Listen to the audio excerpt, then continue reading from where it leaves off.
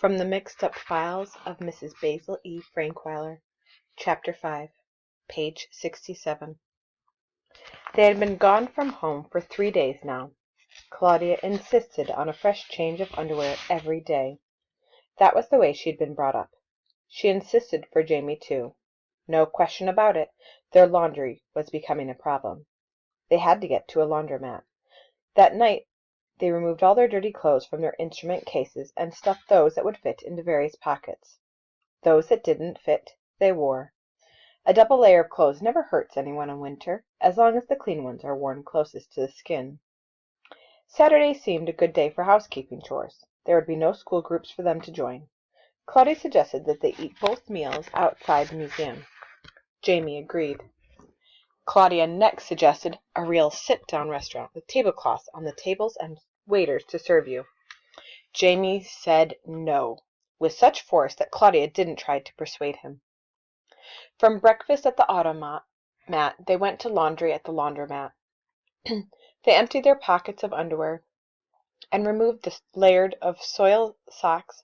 No one stared. Someone before them had probably done the same thing some time that week. They bought soap from a machine for 10 cents and deposited a quarter into the slot in the washer. Through the glass in the door they watched their assorted clothing spill and splash over and over and around and around. Drying cost 10 cents for 10 minutes, but it took 20 cents worth of minutes to dry everything. When all was done, they were disappointed. All of it looked dismally gray. Very unelegant. Claudia had thought that their white underwear should not have been washed with the red and navy blue socks, but she would not have considered asking for more money for anything as unglamorous as dirty socks. "Oh, well," she moaned, "at least they smell clean." Jamie said, "Let's go to the TV department for Bloomingdale's and watch TV." "Not today. We've got to work on the mystery of the statue all morning tomorrow, because tomorrow the museum doesn't open until 1 o'clock. Today we must learn all about the Renaissance and Michelangelo to prepare ourselves. We'll do research at the big library at 42nd Street. How about the TV department of Macy's instead?" "To the library, Sir James." "Gimbel's?" "Library." They packed their great-looking laundry back into their pockets and walked to the door of the laundromat. At the door, Claudia looked to Jamie and asked, "Can we?" Jamie didn't let her finish. "No, dear Lady Claudia. We have not the funds for taxis, buses, or subways. Shall we walk?" He extended his arm. Claudia placed her gloved fingertips on top of Jamie's mittened ones. Thus they began their walk to the library. Once there, they asked the lady at the information booth where they could find books on Michelangelo. She directed them first to the children's room, but when the librarian there found out what they wanted to know, she advised them to go to the Donald Branch Library on 53rd Street. Jamie hoped this would discourage Claudia, but it didn't. She didn't seem to mind backtracking up Fifth Avenue. Her determination convinced Jamie that Saturday should be spent just this way. Once at the library, they examined the directory, which told what was available where and when the library was open. In the downstairs art room, the librarian helped them find the books which Claudia selected from the card catalogue. She even brought them some others. Claudia liked that part. She always enjoyed being waited on. Claudia began her studies, never doubting that she could become an authority that morning. She had neither pencil nor paper to make notes, and she knew she wouldn't have a lot of time to read. So she decided that she would simply remember everything, absolutely everything she read. Her net profit, therefore, would be as great as that of someone who read a great deal but remembered very little. Claudia showed the executive ability of a corporation president. She assigned to Jamie the task of looking through the books of photographs of Michelangelo's work to find pictures of Angel. She would do the reading. She glanced through several thick books with thin pages and tiny print. After reading 12 pages, she looked to the end to see how many more pages there were to go. More than 200. The book also had footnotes. She read a few more pages and then busied herself with studying some of Jamie's picture books. "You're supposed to be reading." I'm just using these pictures for relief, Claudia whispered. I have to rest my eyes sometime. Well, I don't see any pictures that look like that statue, Jamie sighed. Keep looking. I'll do some more reading. A few minutes later, Jamie interrupted her. Here he is, he said. That doesn't look like anything like the statue. That's not even a girl, Claudia said. Of course not. That's Michelangelo himself. Claudia replied, I knew that. 2 minutes ago you didn't. You thought I was showing you a picture of the statue. Oh, I meant...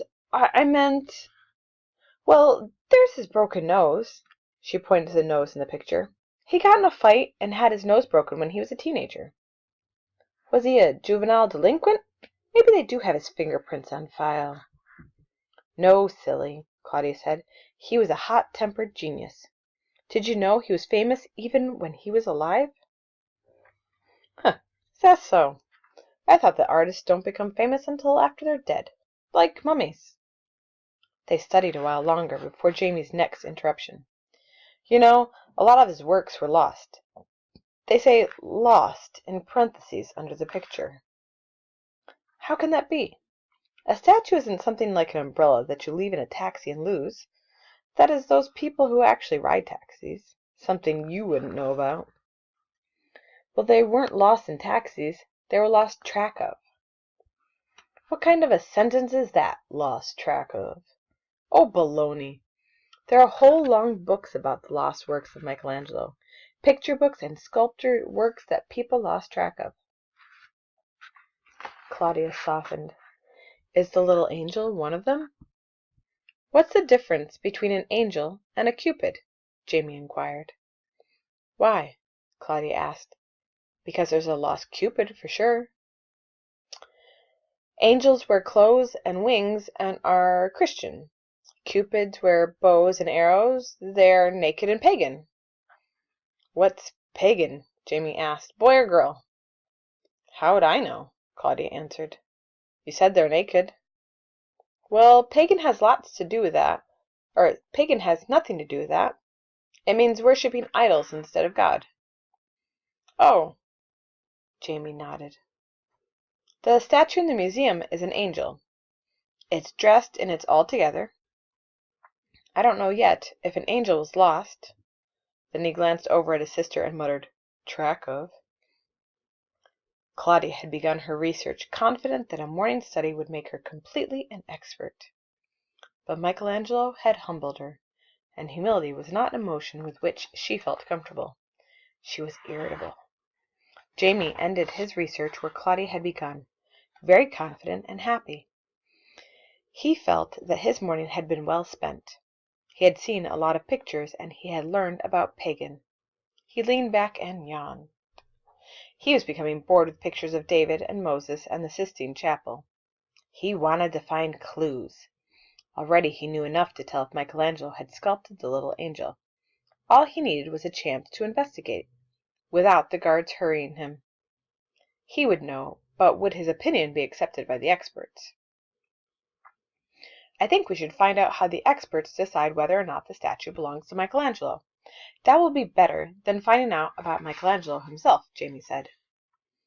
I know how they find out. They gather their evidence, like sketches he did, and diaries, and records of sales. And they examine the statue to see what kinds of tools were used and how they were used. Like no one living in the 15th century would use an electric drill.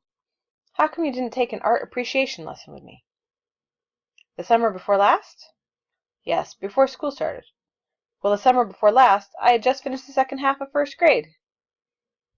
So what? So baloney. It was all I could do to sound out the name of Dick and Jane's dog. Claudia had no answer for Jamie's logic. Besides, Jamie agreed with her, I guess it is better to look for clues. After all, we're doing something that none of the experts can do.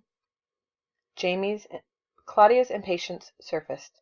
She had to pick a fight with Jamie. Don't be silly. They can read all this stuff too. There's certainly plenty of it. Oh, I don't mean that. I mean that we're living with the statue. You know what they always say. The only two ways to get to know someone are to live with him or play cards with him. Well, at least the little statue can't cheat at cards like someone else I know.